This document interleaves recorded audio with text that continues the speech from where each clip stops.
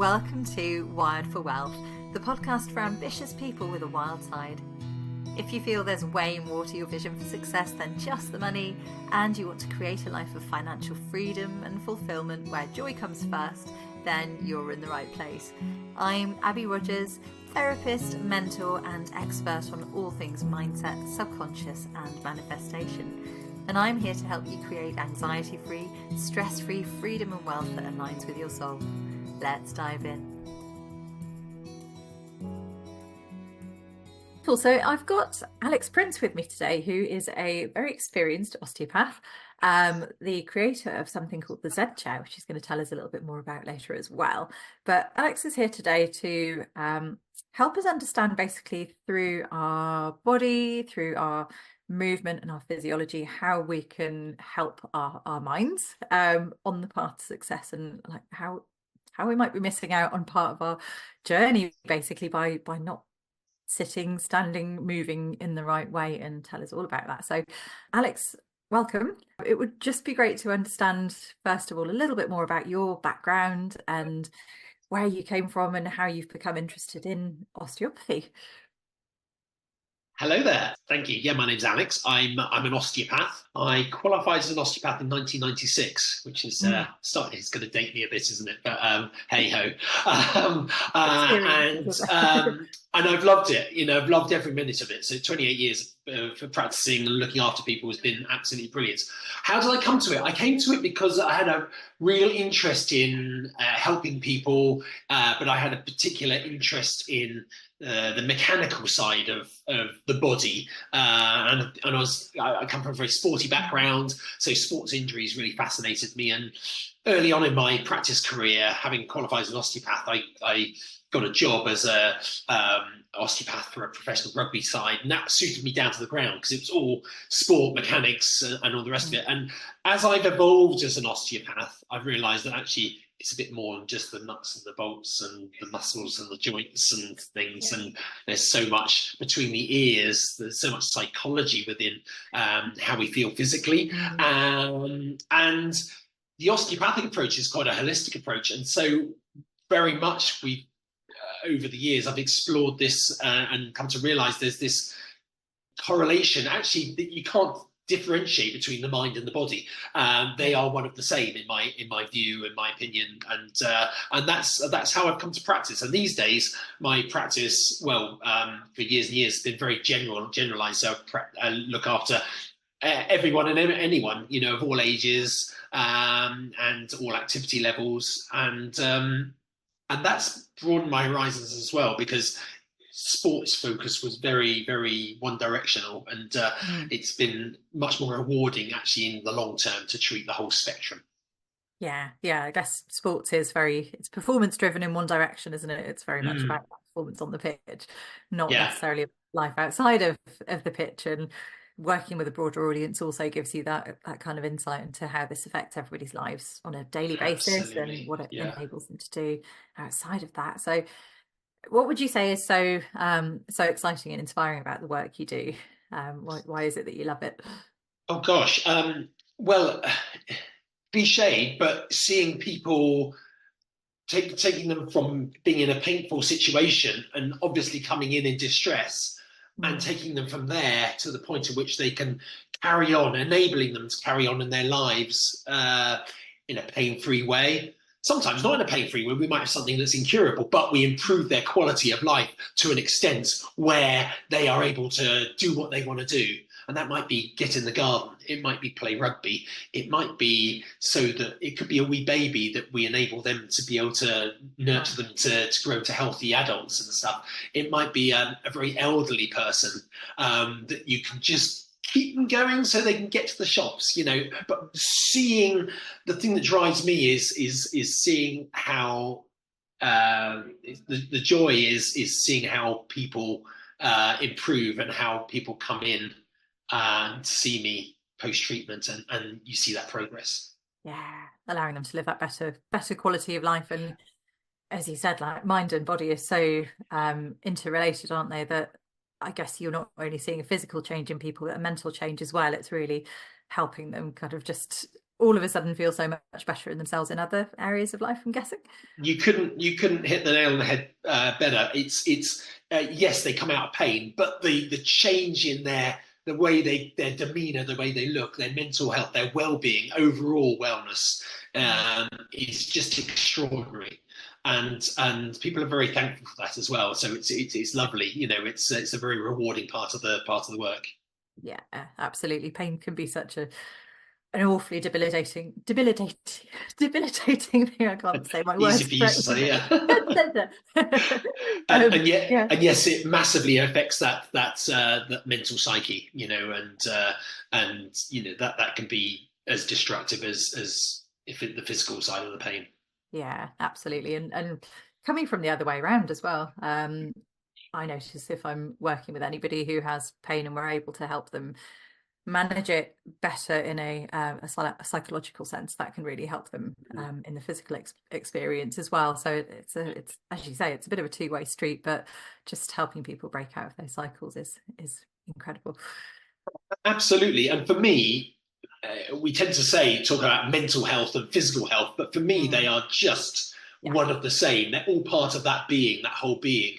yeah, And, on a very basic level, it's chemical interactions happening within either our brain or within our bodies that is causing us either to function well or dysfunction, which will cause mm, us pain or angst or depression or agony. They're all part of what's within us. yeah, yeah, absolutely. And I know issues like chronic back pain, very often there's a psychological component to that as well. As like back pain's the kind of classic example I go to because so many people get signed off work with it throughout the UK. But I know very often there are other factors going on in life as well that are kind of feeding into that pain. So Absolutely, it's yeah, a whole holistic journey, isn't it? indeed, yeah. Um, so as you know, this podcast is all about the things that are truly important to helping us create success. Obviously, having a healthy mind and body is so important to all of that, and it is this big holistic experience and this ongoing journey of evolving and improving. Um, I guess we've already kind of answered this one, but how do you believe that the way people look after themselves physically makes a difference to how they show up mentally? What do you notice in people once they start taking care of themselves physically or doing the right things? Yeah, we did touch on that, didn't we? But Mm, but exactly that. People come in to see me because they're usually in physical pain, and actually sometimes to a greater or less extent in a lower mental health state, if you like, mm, and that ability to help them, and that's what we do as osteopaths. We're helping their body heal themselves, if you like. We're not magicians. We yeah. just take away those impediments to the healing process. But if we're able to do that, Mm, then that change, whether it's a psychological change or a physical change, and it's inevitably always both to a greater or less extent. mm, The taking away the physical barriers yeah. and allowing people to move forwards in whatever way they want to go is massively empowering to them, and you see that positive mental step happening. Yeah, yeah. Almost sometimes immediately. We'll get people and people come to see me, and they've taken the step, sometimes a big step, to actually book an appointment and come and see me.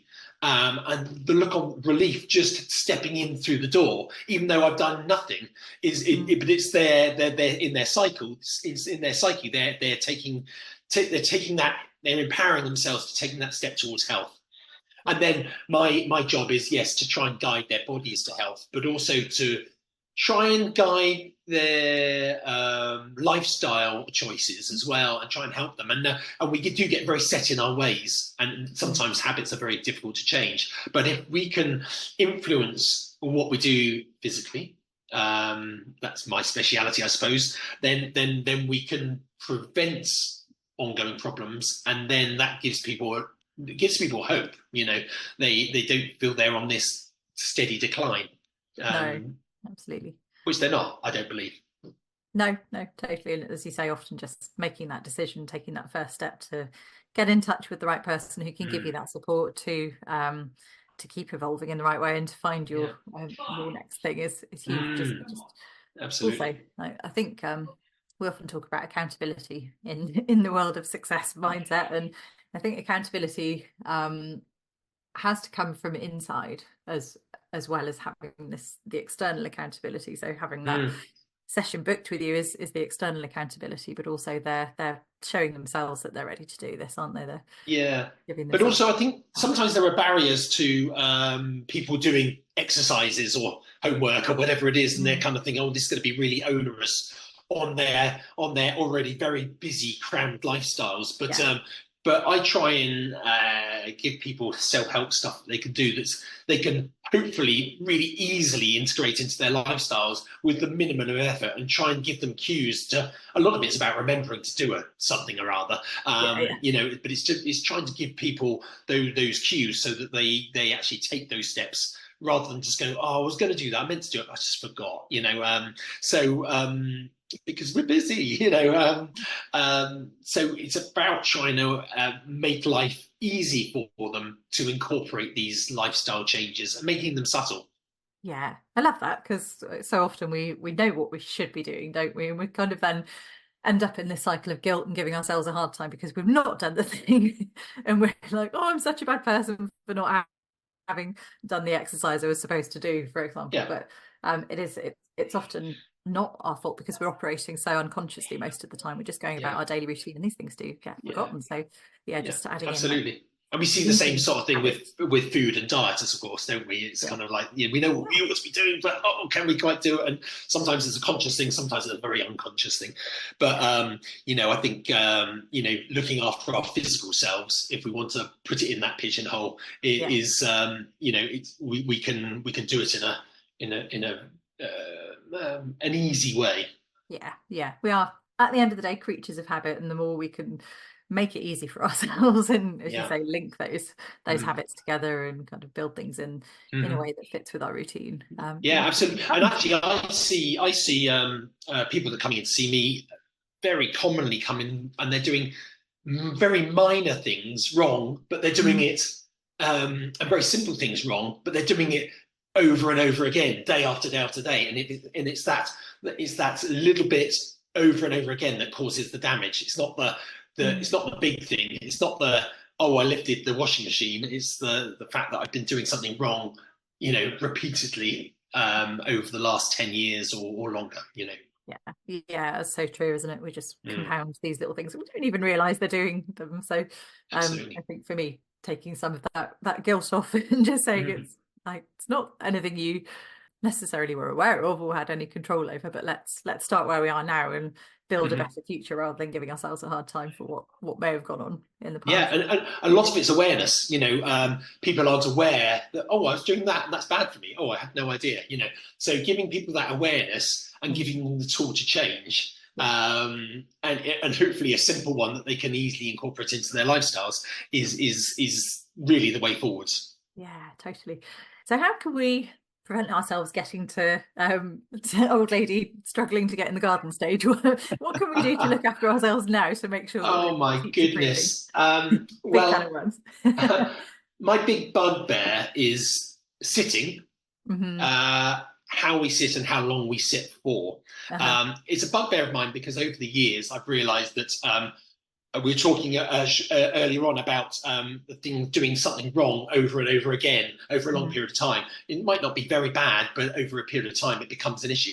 And sitting is, for me as an osteopath, is probably the biggest thing that I see that's problematic with people's musculoskeletal systems. Hmm. And a lot of that we can blame to on the things we sit on, the Hmm. chairs. Hmm.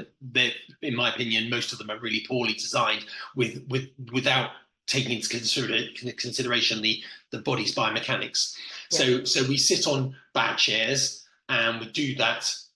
Some of us not very much, but a lot of us a lot of the time, Hmm. and we sometimes do that too long and we don't move enough. So we are sitting poorly. we're Mhm. loading our discs and our joints in a really negative way, which is damaging our joints, damaging our discs, Mhm. and deconditioning our core muscles. And over time, that has a negative effect. And then we go do something, we hurt our backs. And this is the story I see over and over again, multiple times every day. Mhm. Um, so for me, how could we influence our health generally as a population Mhm. is sit better and move more. Those are my two. That's my big mantra, and Yeah. I've been banging on about this now for quite a while, and hopefully I'm reaching as many people as possible. But I think we could, not only we could reduce people's the amount of suffering that people have, but also we can massively impact the economy even on a greater scale. Mhm. People are off work. One of the something like 40 or 45% of people are off work due to bad backs, so back pain, and it costs the UK economy something like £10 billion every year.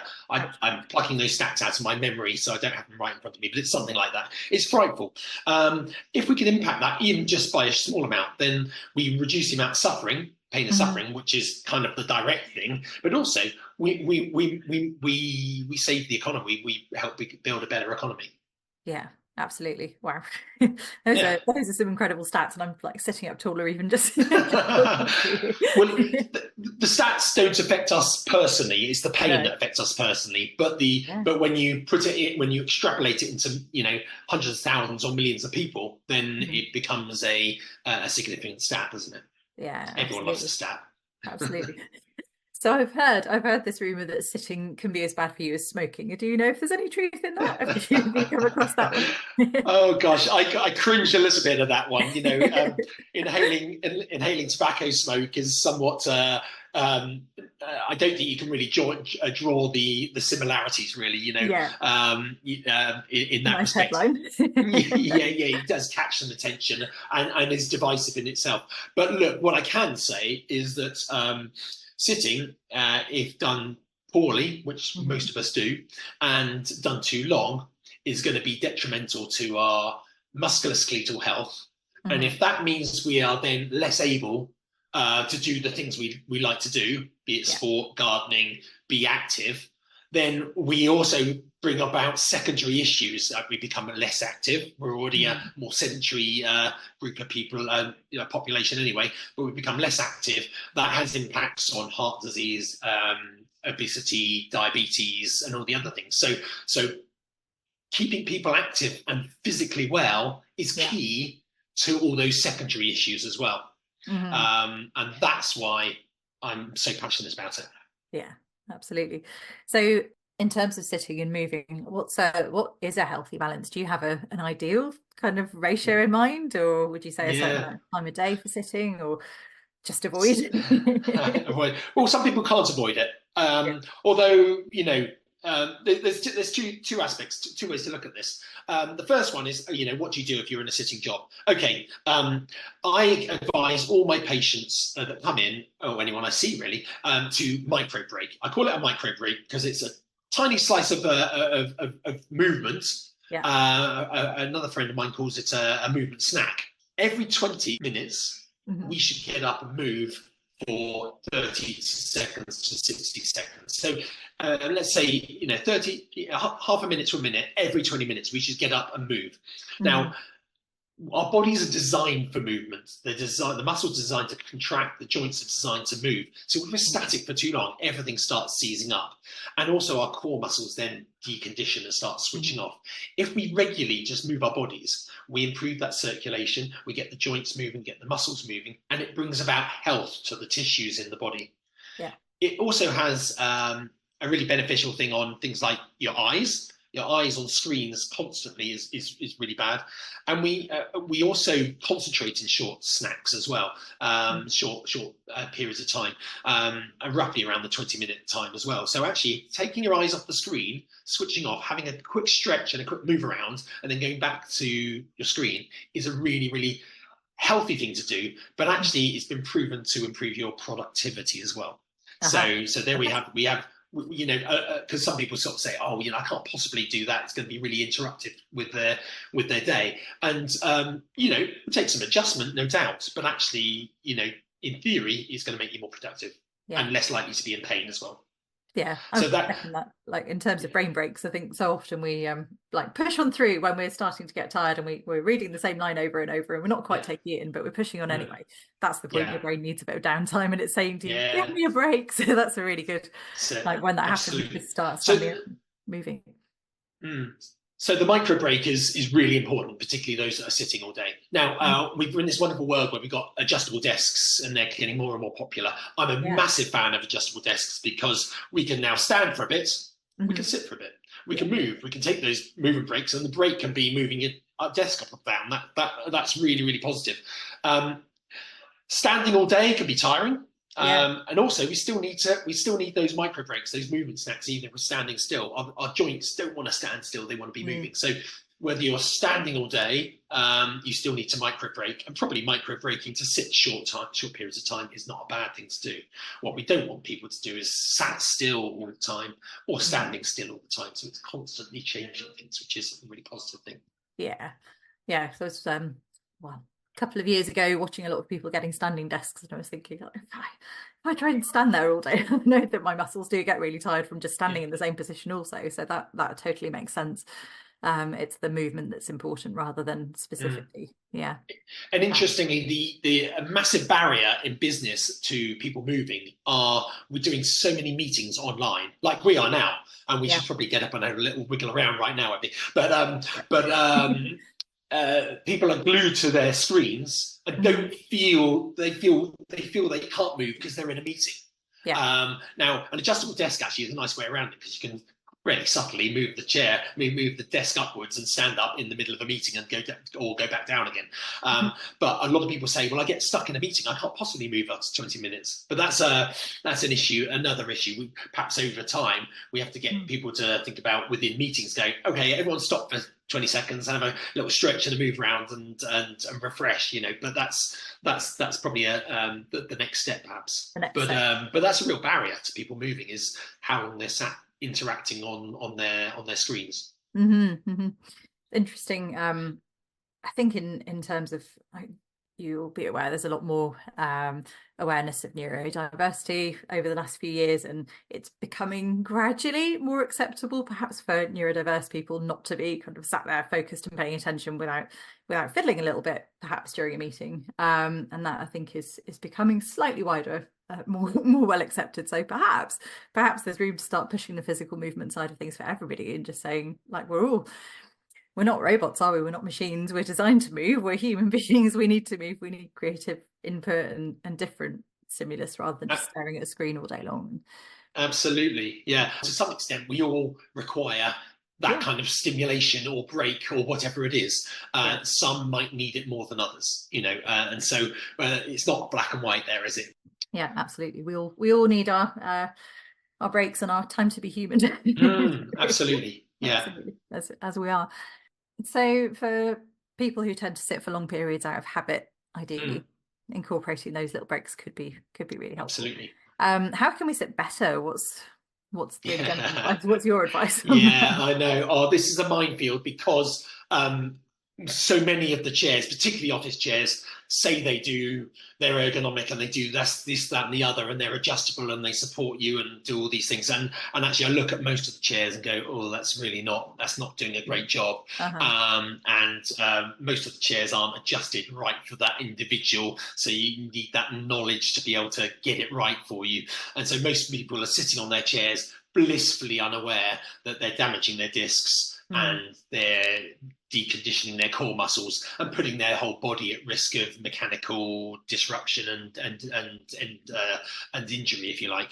So it's fraught with difficulties. I have been aware of this for a long time, and really I'm happy that there are some good ergonomic chairs out there, but the good ones cost a lot of money. Uh-huh. We're talking, £800 north of Right. Yeah. 1,500, sometimes over £2,000. It's nuts. And even then, I could argue, well, I'm not even sure that they're doing a fantastic job for you. And Mm-hmm. there's a popular misconception that we need lots of support for our Mm-hmm. bodies. Mm. So we need a good back support, we need arm supports, and this is what what a good chair should entail. I don't believe in that at all. I think we should draw back from that and take away the support, because what the support does, um, my mentor as an osteopath used to say to me, if you give the body a crutch, it'll lean on it. I.e., the more support we give our bodies, the more dependent we are on it, and the lazier our muscles and core muscles and things get. Mm-hmm. So the more support we get, the more our muscles decondition. So we want to actually stimulate our muscles and our joints to work even Mm-hmm. when we're sat. Um, Mm-hmm. the biggest problem is that the chairs don't allow us to do that. They're putting us in a really bad position. Yeah. So in lockdown, I thought, I'm fed up with this. I'm going to design something that is accessibly priced, but puts people naturally in the right position. So I developed a chair called the Z chair, Mm. which I'm immensely proud of, but I want to try and reach out to as many people as possible with it, because I believe that it naturally puts you in a good postural, good ergonomic position Yeah. without having to work hard at it. It doesn't have a back, it doesn't have arms, because you just don't need them. We can Uh-huh. sit like we stand without support, but our pelvis and our spines have to be in a natural position. And the Mm-hmm. problem with normal flat chairs is that our bodies sink into them and our pelvis rolls backwards and our spines drop into this nasty C shape, which compresses the discs. Mm-hmm.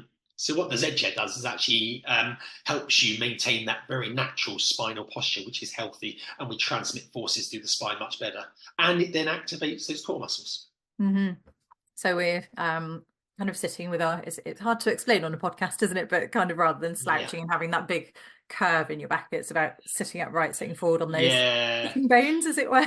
Yeah, absolutely, Yeah. absolutely. And I often do an exercise with people getting to sit on their sitting bones and Yeah. sit up tall Yeah. and feel where the sitting bones are. You could do this, Abby, right now with me. And if you sit up tall and you can feel where those sitting bones are, and then you can slump down and you feel Yeah. those sitting bones sliding forwards and pointing forwards. And then you sit up again and they come down and they point downwards again. And your listeners could easily do this. And that is a really good way of going, oh, how am I sitting? Am I sitting well or am I sitting badly? And what we tend to find is we start off sitting well with great intentions, and then our core muscles start switching off because we're not in a great position. And that spine goes from a nice natural curve position into a what I call a C shape, which is really detrimental for those discs and joints. And then the muscles also switch off. Okay. But that's a nice thing to do. People can do at home to see if they're sitting well. But actually, what people need to do is find the right sort of chair to sit on. Obviously I've got one, but there are other things on the market. But I think if people can naturally get their bodies in a good position, then sitting doesn't have to be painful, it doesn't have to be damaging, and it can be naturally uplifting. And then once we're sitting upright with natural spinal curves, our muscles are active, and we become more productive and we become more alert.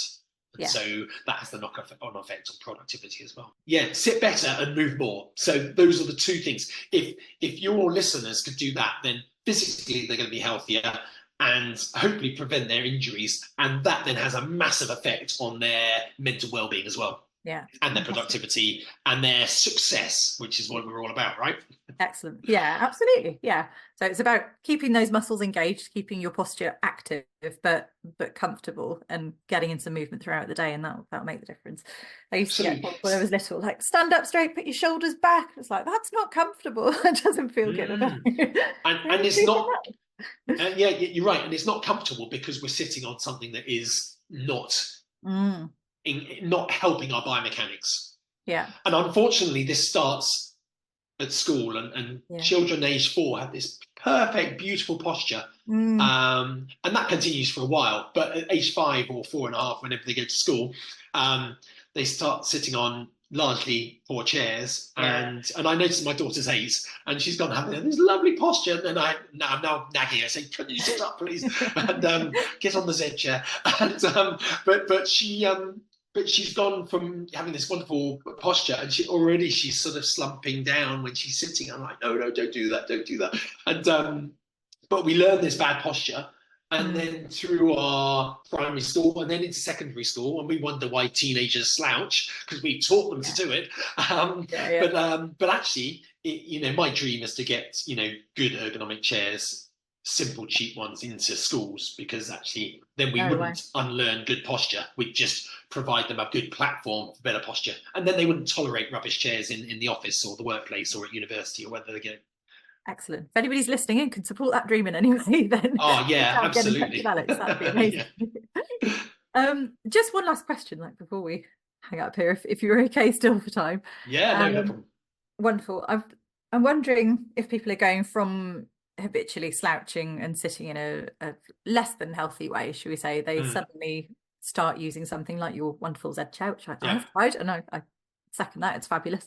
Can it take time for things to start to feel comfortable and for our bodies to adapt? Can we initially find it's a bit wearing on our muscles, perhaps, to make that change? And is that something people will get used to?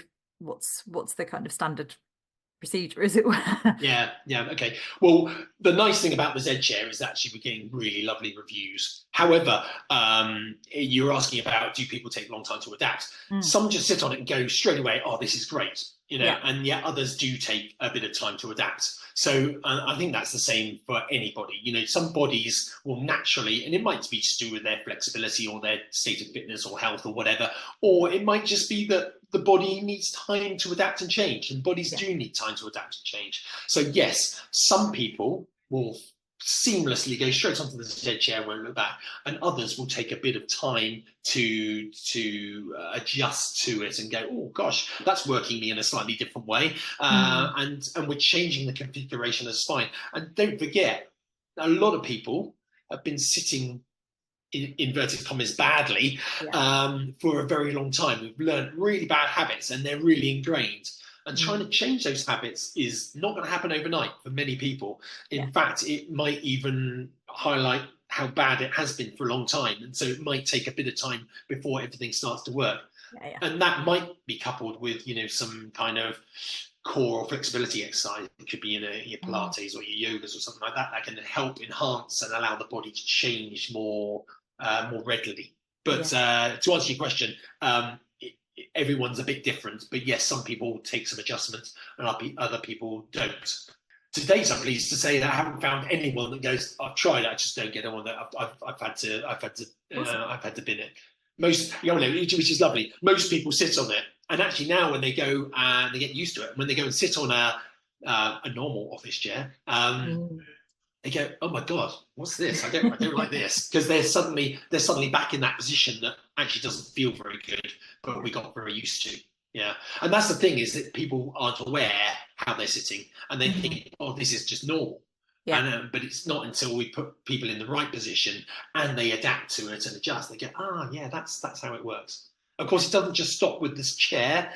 It has a lot to do with desk heights and screen heights and all the rest of it. So the chair is one thing, but we spent a lot of time sitting on chairs that are inappropriate, and probably desk heights that mm. consequently aren't quite the right height as well. And of course, everyone is different. So adjustability in terms of your desk height is quite handy, because not only can you stand a bit, but you can adjust Hmm. the desk height, especially if you're in the shared workspace, to something that suits you. Yeah, yeah, perfect. So if things at first feel a little bit weird, persevere. It'll be fine. Yeah, absolutely. Interesting enough, people can't see the chair because it's not a podcast. So of course, we can direct them back to the website. But the other thing they'll notice is it's not adjustable. I'm trying to keep it really really simple, but it's an Yeah. angled seat. And so if you are, I'm 6'2", I sit towards the back of the chair. Hmm. And if you're 5'2", you sit towards the front of the chair, and that accounts for the leg length difference. And then people are naturally comfortable, and you find a natural point at which is comfortable for you to sit on the chair. So there's a natural adjustability in it, but we don't need to pump something up and down or tweak Uh-huh. something, because more often than not we end up tweaking it slightly incorrectly for our bodies. Whereas actually, if you just sit on it, you find your natural correct position. Excellent. Simple. Lovely. We will Yeah. we'll post a link in the show notes for everybody. Thank So you. if they want to Yeah. go and check it out and have a look at the Z chair, then they absolutely can do that. Mm. Is there anywhere else we can find out more about you and about how you can help people, Alex? Oh wow! Well, I have my osteopathic website, Alex Prince Osteopathy. I'm Bristol based. Always happy to help people. And any queries or issues, I'm delighted to to receive questions and things like that, about the chair or about osteopathy or whatever. My overriding mission is to enable people. I get a big buzz out of enabling people to be and bringing people out of pain, and whether that's through treatment, guidance, or getting them to sit better, it's about improving health and well-being, which in turn ties in very neatly with your raison d'etre, which is the sort of mental side of things, mental health side of Absolutely. things. Yeah. Lovely. Thank you so much. Right, I'm off for a movement break now. So thank Good. you. I know we're curious, aren't we? Amazing. I've been wiggling around a bit as we talk, actually. So Yeah. I'm jiggling in my seat here. So exactly. There we go. feel touchy Brilliant. now. Thank you so much. It's been a pleasure. It's been really great to talk to you today and really insightful. So thank you for that. No, and Abby, thank you so much. It's been a pleasure talking to you, and I hope some of the things I say are useful to your audience. I'm absolutely sure they will be. Thank you very much. See you soon. Bye. Brilliant. Thank you. Bye bye.